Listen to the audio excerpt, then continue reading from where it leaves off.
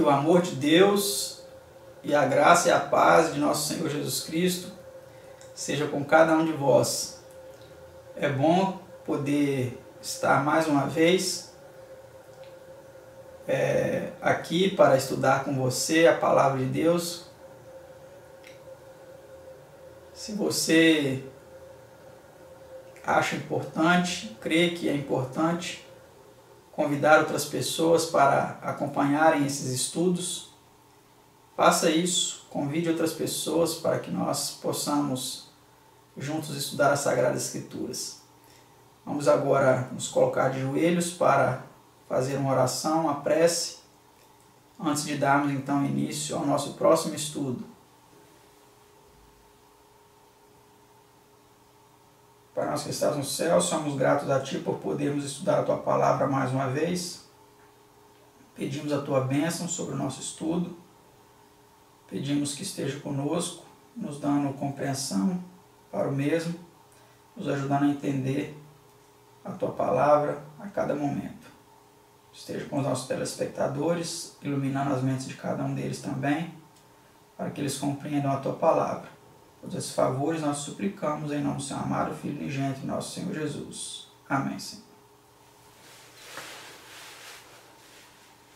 Então, como você viu, o nosso tema de hoje, o tema de número 24, tem como título Justificação pela Fé. É um tema muito conhecido, né? E hoje nós vamos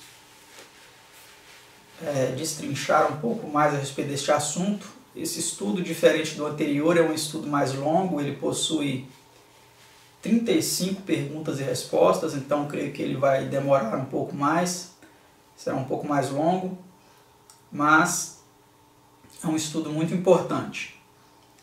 Então vamos para a pergunta de número 1, né? Diz assim: qual é da parte de Deus a base da justificação? Para que, sendo justificados pela sua graça, sejamos feitos herdeiros segundo a esperança da vida eterna. Tito 3, verso 7. Então, a base da justificação é a graça de Deus, né? Pergunta 2. Qual é o meio por que essa graça justificadora se torna proveitosa ao pecador? Logo, muito mais agora, tendo sido justificados pelo de Cristo, né, seu sangue, seremos por ele salvos da ira. Romanos 5, verso 9. Então, a base dessa justificação é o sangue de Cristo. Pergunta 3. De que maneira nos apossamos da justificação? Como nós podemos, então, nos apossar dessa justificação? Vejamos o que diz as Sagradas Escrituras. Concluímos, pois, que o homem é justificado pela fé sem as obras da lei. Então, a forma pela qual nós adquirimos essa justificação não é através de obras, de coisas que nós podemos fazer, mas através da fé, né? Pergunta 4. Qual é o único meio por que os pecadores podem ser justificados ou tornados justos? Vamos ver qual é o único meio. As Sagradas Escrituras dizem assim: sabendo que o homem não é justificado pelas obras da lei, mas pela fé em Jesus Cristo. Temos também crido em Jesus Cristo para sermos justificados pela fé em Cristo, e não pelas obras da lei. Porquanto pelas obras da lei, nenhuma carne será justificada. Gálatas 2, versículo 16. Então nós vemos aí que o único meio é por meio da fé em Jesus Cristo. É o que diz a palavra de Deus. Pergunta de número 5. Que exemplo positivo torna claro o sentido dessa doutrina? Vamos ver um exemplo então da palavra de Deus. Então o levou fora e disse: olha agora para os céus e conta as estrelas, se as podes contar. E disse-lhe: assim será a tua semente. E creu ele no Senhor, e foi-lhe imputado isso por justiça. Gênesis 15, 5 e 6. Então, nós vemos aí o exemplo de Abraão, né? Abraão, ele creu a promessa de Deus e isso lhe foi imputado por justiça. Pergunta 6. Como é definida justiça assim alcançada? Então vamos ver a resposta a essa pergunta. e seja achado nele, não tendo a minha justiça que vem da lei, mas a que vem pela fé em Cristo, a saber, a justiça que vem de Deus pela fé. Filipenses 3, verso 9. Então essa é a justiça que salva, né? A justiça que vem de Deus pela fé. Pergunta 7. Sobre que base é garantida a justificação? Vamos ver o que a palavra de Deus vem dizendo. E não foi assim o dom como a ofensa, por um só que pecou, porque o juízo veio de uma só ofensa, na verdade para a condenação, mas o dom gratuito veio de muitas ofensas para a justificação. Romanos 5, 16. Então, o pecado, ele entrou no mundo, né, através de Adão, e através desse pecado, a ofensa passou a trazer condenação, né, a todos. Mas o dom gratuito veio de muitas ofensas, né, muitos pecados, para cobrir multidão de pecados, né, para proporcionar então a justificação. O sangue de Jesus Cristo foi derramado. Pergunta 8. Por que motivo o que faz qualquer obra recebe a recompensa? Ora, aquele que faz qualquer obra não lhe é imputado o galardão segundo a graça, mas segundo a dívida. Romanos 4, versículo 4. Pergunta 9. Sob que condição é a fé imputada como justiça? Veja o que diz a palavra de Deus. Mas aquele que não pratica, mas crê naquele que justifica o ímpio, a sua fé lhe é imputada como justiça. Romanos 4, versículo 5. Então nós vemos aí, né, a justiça imputada àquele que crê, né, em Cristo, que é o próprio Cristo que imputa essa justiça ao pecador, que nele crê, que se arrepende dos seus pecados, né, que se volta para ele. Pergunta 10. Como é que a graça, como base de justificação, exclui a justiça pelas obras? A palavra de Deus diz assim, que se isto é por graça, já não é pelas obras. De outra maneira, a graça já não é graça. Se, porém, é pelas obras, já não há mais graça. De outra maneira, a obra já não é obra. Romanos 11, versículo 6, tradução trinitária. Pergunta 11. De que maneira devem ser justificados tanto os judeus como os gentios? De que maneira, né? Cada um é justificado. É porventura Deus somente dos judeus? E não é também dos gentios? Também dos gentios. Certamente, se Deus é um só, que justifica pela fé a circuncisão, e por meio da fé a incircuncisão. Romanos 3, 29 e 30. Então nós vemos aí que Deus ele é de todos, judeus, gentios, circuncidados ou não circuncidados, né, que era uma prática abraâmica que veio através de Abraão. Se você não sabe o que é circuncisão, você pode pesquisar depois, né, a respeito disso. Mas o fato é que a justificação ela vem da mesma forma para todos, né? Pergunta 12. Que declaração testifica da fé de Abraão em Deus? Então vamos ver essa declaração nas Sagradas Escrituras. Diz assim: E não duvidou da promessa de Deus por incredulidade, mas foi fortificado na fé, dando glória a Deus, e estando certíssimo de que o que ele tinha prometido também era poderoso para o fazer. Romanos 4, 20 e 21. Então Abraão ele creu que Deus é poderoso para fazer o que havia prometido, né? E isso foi importante aí no processo de sua justificação, a sua fé em Deus, né? Pergunta 13. Qual foi o resultado disso?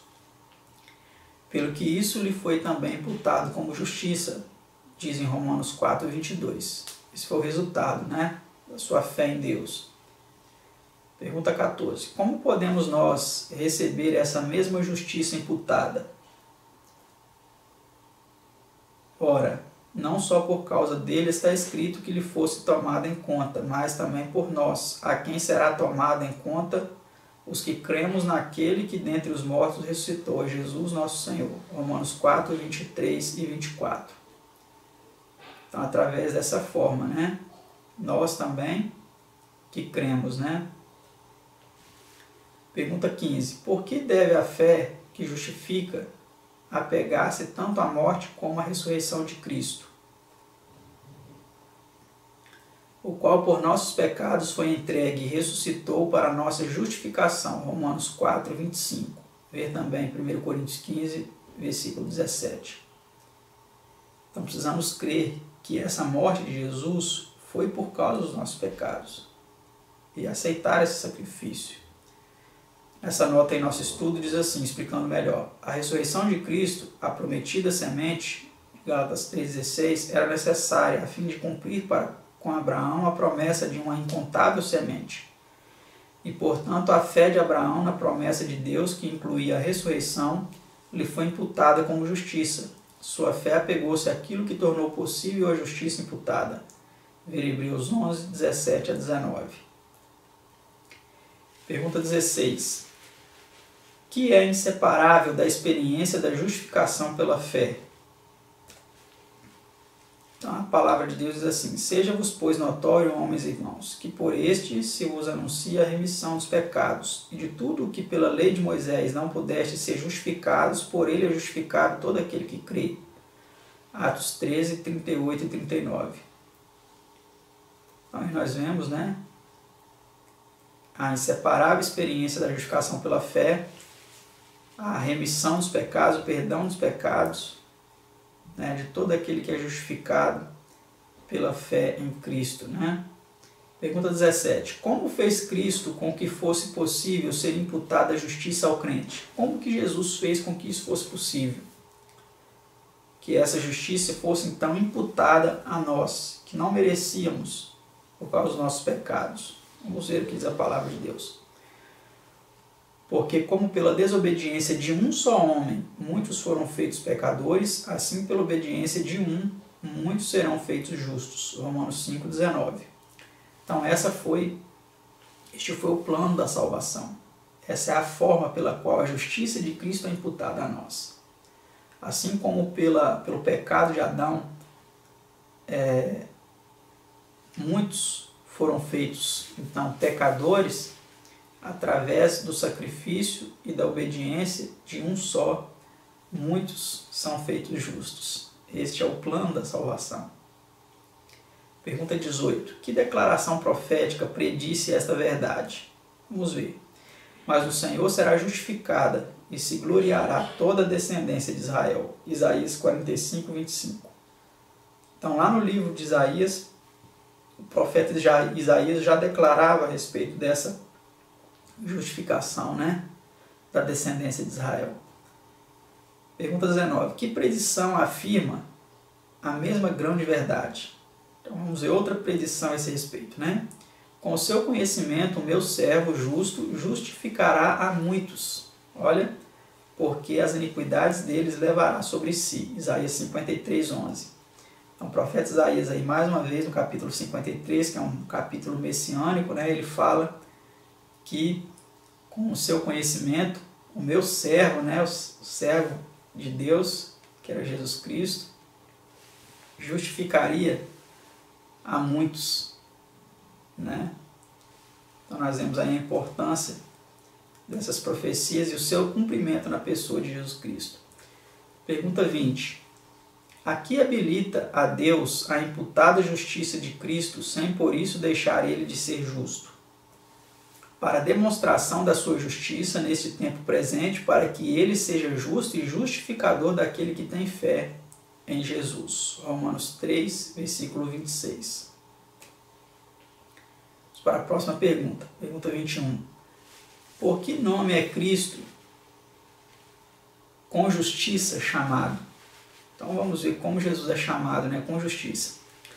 Eis que vem dias, diz o Senhor, em que levantarei a Davi um renovo justo, e, sendo rei, reinará e prosperará, e praticará o juízo e a justiça na terra.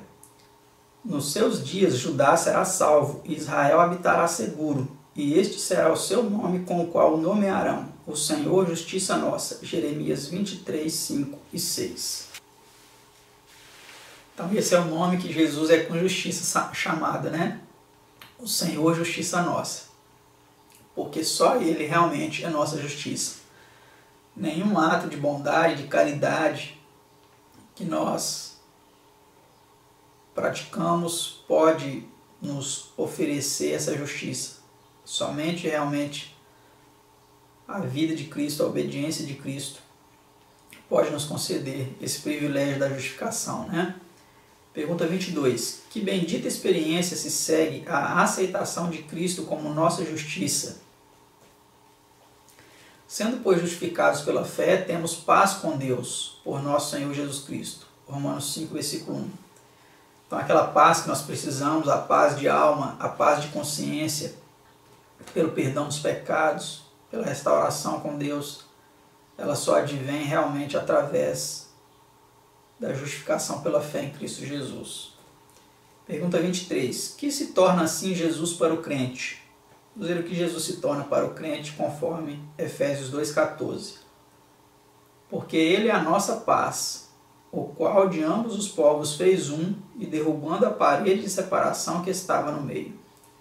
Então, Jesus ele fez essa união, né? Ele uniu todos os povos através da justificação, da sua morte na cruz. De todos ele fez um povo redimido, um povo restaurado.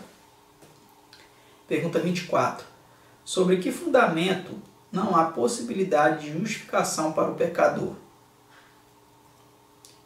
Por isso nenhuma carne será justificada diante dele pelas obras da lei, porque pela lei vem o conhecimento do pecado. Romanos 3:20. Então Paulo aí ele está dizendo que a justificação não vem através da obediência à lei, das obras da lei. Porque a função da lei não é essa, a função da lei não é justificar, mas é apontar o que é pecado, né? Pergunta 25. Como testifica dessa verdade a morte de Cristo? Não aniquilo a graça de Deus, porque se a justiça provém da lei, segue-se que Cristo morreu debalde. Gálatas 2:21. Ou seja, se a justiça ela vem da lei, Cristo morreu em vão. Era só o homem guardar a lei que estava salvo. Precisava Jesus morrer. Mas Jesus veio para morrer justamente por nós, porque não podíamos, pela nossa obediência à lei, sermos justificados. Pergunta 26. Que se demonstra por qualquer tentativa de justificação pela lei? Separados estáis de Cristo, vós os que vos justificais pela lei, da graça tendes caído. Gálatas 5, versículo 4.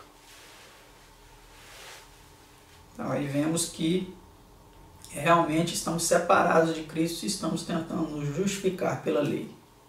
Pergunta 27. Por que deixou Israel de alcançar a justiça?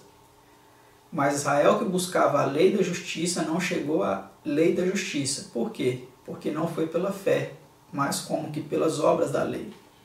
Pois tropeçaram na pedra de tropeço. Romanos 9, 31 e 32. Pergunta 28. Que é revelado pela lei? Por isso nenhuma carne será justificada diante dele pelas obras da lei, porque pela lei vem o conhecimento do pecado. Romanos 3:20. Mais uma vez aí, né? Vimos que a lei revela apenas o que é o pecado. Não tem a função de justificar. Pergunta 29. Que testifica da genuinidade da justiça recebida pela fé à parte das obras da lei? Mas agora se manifestou sem a lei a justiça de Deus, tendo testemunho da lei e dos profetas. Romanos 3:21.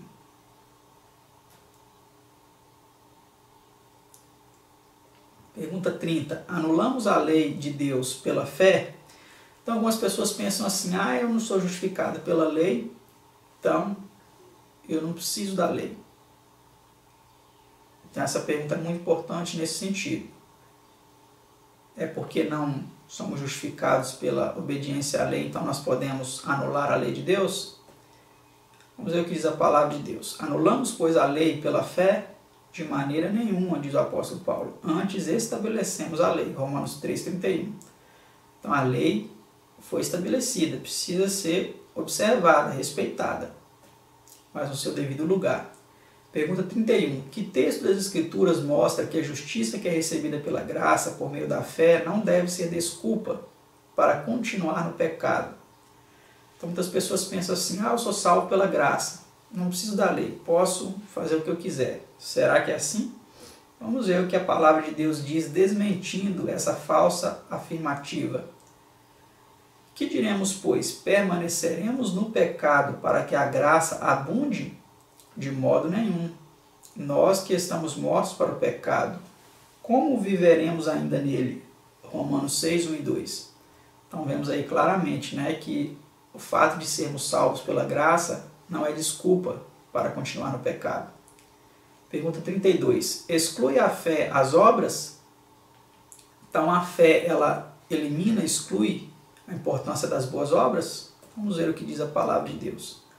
Mas, ó homem vão, queres tu saber que a fé sem as obras é morta? Tiago 2,20. E aí Tiago ele começa a descrever, né, o porquê que a fé sem as obras ela é morta.